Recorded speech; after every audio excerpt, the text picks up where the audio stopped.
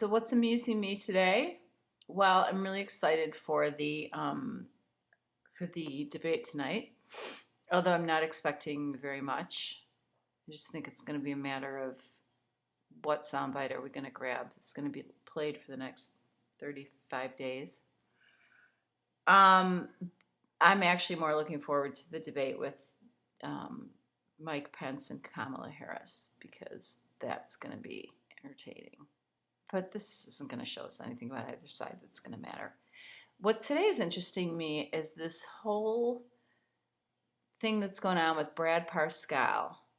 So Brad Parscale, okay, I love how I was trying to do some reading and figure out, how to get this framed in a reasonable time. So I'm like, what are the basics on him? But Brad Parscale, they call him American digital consultant. He's a hacker. That's basically what he is. But they found a nice way to give him a title, legitimize him. He is the guy, he is 44 years old. He is the guy, I found him fascinating. He was actually an interesting guy. He worked for Trump for the Trump companies for a while. And he was the one who was creating digital media strategies. So he was behind the whole idea of finding algorithms online and patterns of how to target the Trump voter, the Trump demographic back during the election. And he knew how to create bots and how to create memes that would pass on this message, this constant message narrative to these people, and then orchestrate that with the messages coming from other countries that were deemed helpful towards getting Trump elected. I think that made sense. I don't know, it's early. I want to do this early in the morning because I don't want to think about it. And I had nightmares last night about this, and I love doing this. It's therapeutic. It's very cathartic, but it matters to me. This stuff matters to me. So I want to get out a message about why this is important and why it should be important to everybody else, instead of hearing the same stuff that's playing on a loop on the news channels.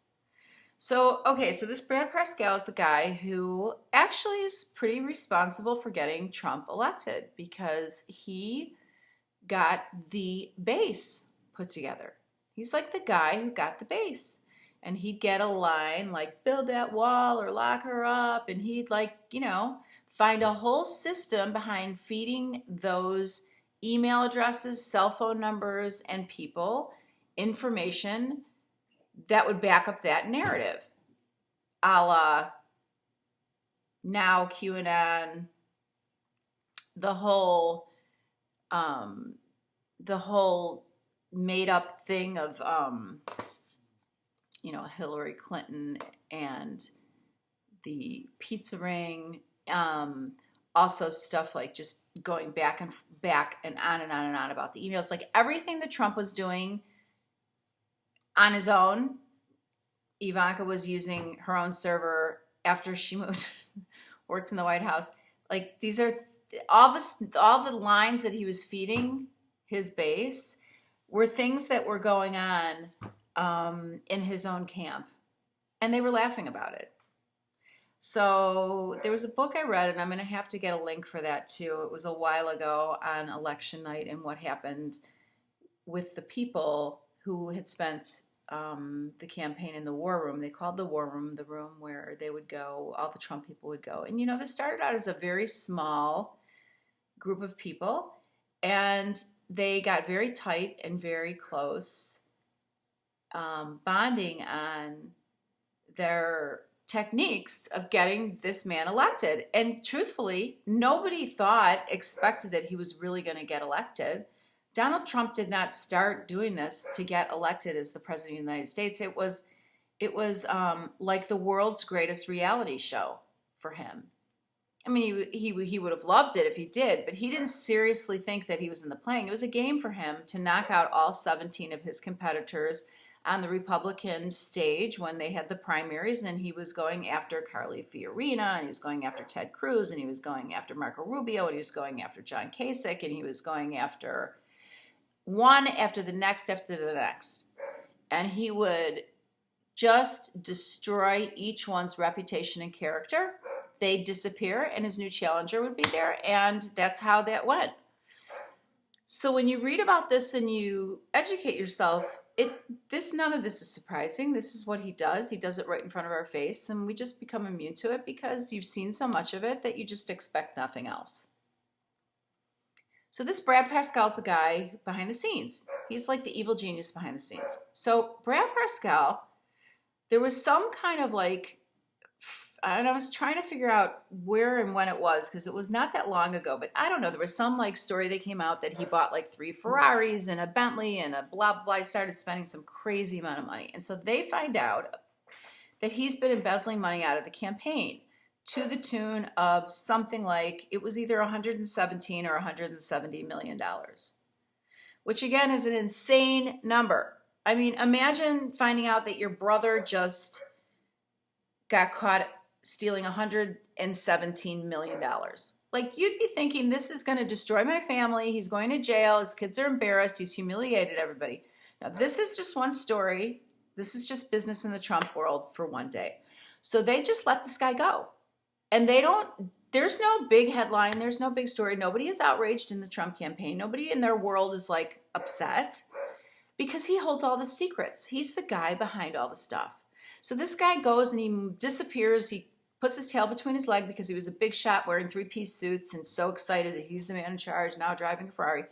And he goes and to his retire with his little title now, which is he still has a title with the Trump campaign, to his home in Boca or somewhere in Florida.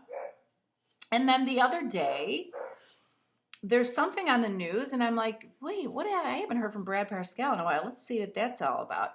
So he gets tackled. He was holed up in his house. His wife called 911. And by the way, her interview is done. The 911 tape, she's in a bikini with a towel around her waist. So she's laying out in the sun at the back. And her husband, she calls 911 and they play part of the call. And she's like, I heard a shot and I think my husband killed himself. And then he didn't. Because I went and I looked through the window and he wasn't there. She's in a bikini. Like, she wasn't bawling her eyes with makeup down. This woman is just like, this is a day in the life of their household. So the police come and they go inside and they confiscate 10 handguns and shotguns that are displayed around him. And apparently he's been drinking and he's got some really serious mental issues. But the woman's got bruises all over her arms, and apparently, he's been beating her, and this has been going on for a long time, but it's just so crazy. It's so crazy that this is like the inner circle, another criminal in the inner circle of Donald Trump. Now, you might say, this is all alleged. Let's wait to see what this comes out. My prediction is he's going to end up killing himself.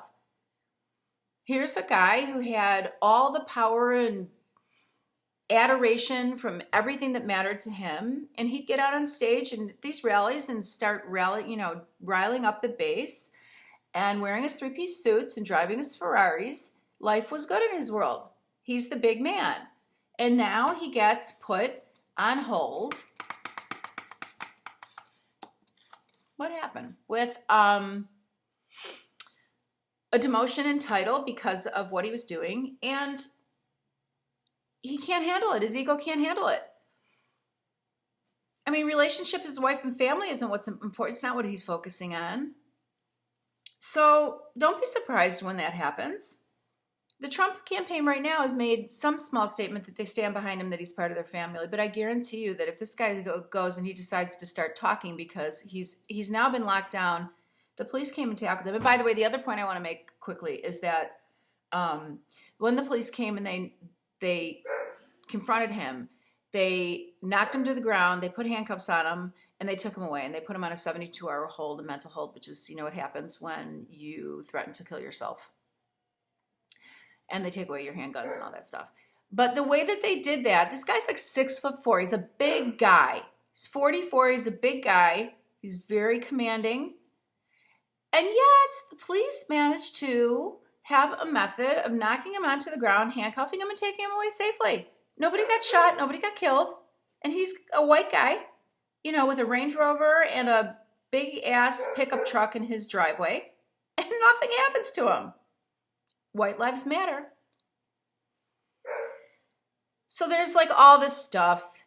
And, oh, this I found interesting too. So the wife gives the 911 call, and she actually goes to the neighbor. She left her cell phone by the pool. So she went to her neighbor, and she used her neighbor's cell phone. So the neighbor was the one who had the conversation with her about the bruises on her arm.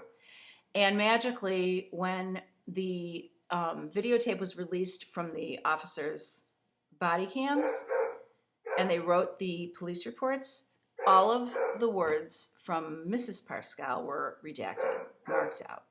So he's got some kind of pull. You know, there's different levels of privilege in this company. There are different levels of justice. We're watching it in action. Just take note of it. That's all.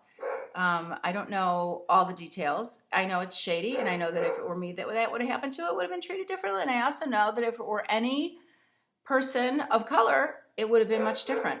It would have ended much differently. They're capable of handling this stuff. All right, that's it. Long rant, sorry.